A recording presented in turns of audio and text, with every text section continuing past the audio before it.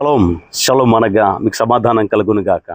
పరిశుద్ధంగా జీవిస్తూ ఆనందముతో ఆత్మీయ మార్గాన్ని ముందుకు సాగుతూ వెళుతున్నప్పుడు పడకుండా జాగ్రత్త పడండి. పాపములో పడకండి, బలహీనతలో పడకండి, గర్వంగా ప్రవర్తించి పడకండి, చెడ్డగా ప్రవర్తించి పడకండి, మూర్ఖంగా ప్రవర్తించి పడకండి. మీరు కలిగి ఉన్న స్థిరమైన మనసును విడిచి పడిపోకండి.